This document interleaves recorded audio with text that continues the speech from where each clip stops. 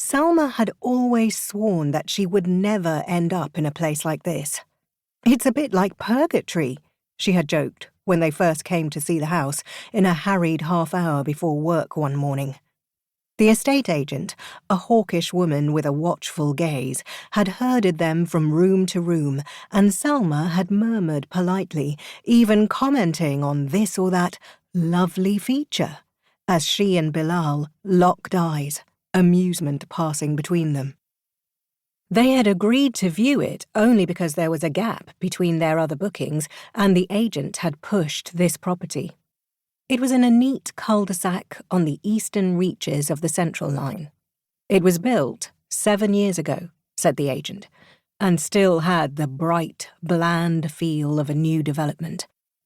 There was a dizzying amount of brickwork, and even its name, the mononymous Blenheim, felt like an artless attempt at class, like petrol stop perfume or Gucci with 3 C's, shades.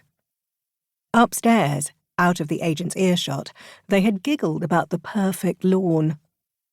"Do you think Neighbourhood Watch will knock down your door if it grows above 2 inches?" said Bilal. Salma fought a smile. "We're being snobby," she said, but with laughter in her voice. The agent walked in, and the two of them sprang apart like children caught red-handed. She nodded at the window, her silver-brown bob swaying with the motion. "It's lovely, isn't it?" "Lovely," Salma agreed. That was 6 months ago, and after close to 40 viewings, they had both grown weary. Nothing else matched Blenheim for price, condition, space, and safety, and so they talked each other into it. 4 double bedrooms, said Bilal. "And it's still on the Central Line," said Salma. "The neat streets and quiet neighbours. If they could set aside their vanity, they could be happy at Blenheim, and so they had put in an offer. And here they were, their first week in their new home. They hadn't yet met their neighbours, but yesterday a square of white card appeared on their doormat, inviting them to a May Bank holiday barbecue. "No need to RSVP, just turn up," it said, in jaunty letters. Salma had read it uneasily.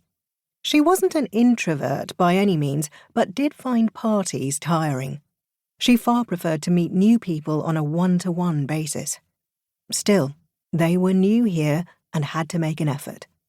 Salma had prepared some potato salad and told her son Zain that he had no choice but to join them. They approached 13 Blenheim like a trio of soldiers heading into battle. Outside, Salma paused and assessed her husband and son. As she straightened Bilal's crooked collar, he caught her hand and kissed it. "Here goes," she said. She rang the bell, but no one answered. Music bled from the garden, and Salma counted to 20 before she rang again.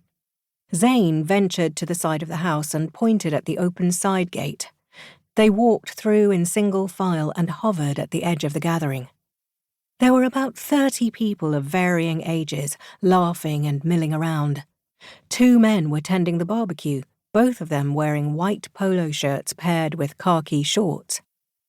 At first, Salma thought they were hired staff, but realised they were guests.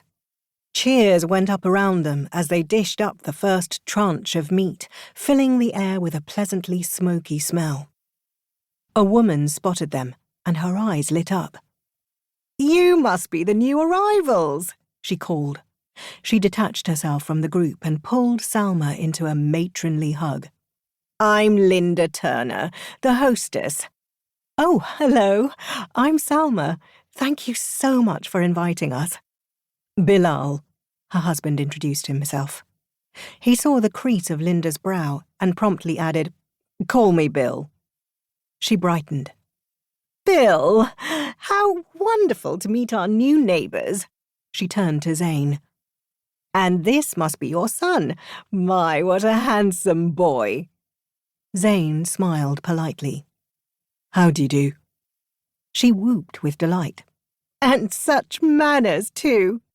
She saw the glass bowl in his hands. "You didn't have to bring anything, but thank you." She took the bowl and ushered them into the party. "What can I get you to drink? We have wine, beer, cider." She paused. "Or we have fresh lemonade and fruit juice." Bill smiled. "A lemonade would be lovely, thank you."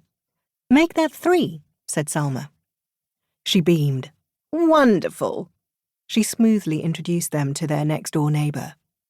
"This is Tom Hutton. He can give you the lowdown on everyone here." Tom greeted them warmly. He was in his mid-40s, muscular beneath a navy polo shirt and with thick dark hair splayed beneath an orange cap. As he spoke, a young bull terrier bounded up to him. "Her name is Lola," he said, bending down to pet her. He looked up at Salma. "She was a showgirl," he deadpanned. Salma broke into laughter. Tom nodded in approval as if she had passed a test. Lola snuffed at Salma's feet. "You don't mind, do you?" said Tom. "No, not at all. We have a dog too, a lab called Molly."